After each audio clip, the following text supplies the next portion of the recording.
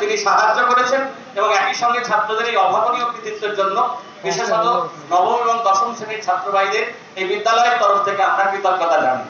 এবারে পরম পূজ্যপাদ মহারাজ এই বলটি স্পর্শ করে দেবেন। দেখুন, আপনারা সবাই হয়তো দেখতে পাচ্ছেন একটি ছোট্ট গাড়ি এই বলটি নিয়ে পূজনীয় মহারাজদের কাছে আসছে। আমাদের এই গাড়িটি তৈরি করেছে ছাত্ররাই। এর জন্য একটু জোরে হাততালি হোক। এই শুভ মুহূর্তে পরম পূজ্যপাদ মহারাজ এই ফুটবল স্পর্শ করে আজকের এই খেলার শুভ উদ্বোধন করতে চলেছেন। গাড়িটি মহারাজের কাছে এসে পৌঁছাচ্ছে। আমাদের আশ্রম সম্পাদক মহারাজ এই বলটি পরম পূজ্যপাদ মহারাজের হাতে দিলেন, মহারাজ স্পর্শ করে দিলেন এবং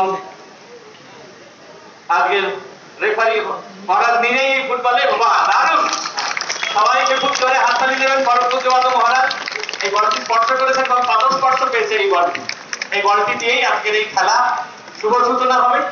এরপর আজকের অনুষ্ঠানের যিনি আমাদের প্রধান অতিথি মাননীয় শ্রী মনীষ খান্না মহাশয়, ওনাকে অনুরোধ করব আজকের আমাদের যে চ্যাম্পিয়ন্স ট্রফি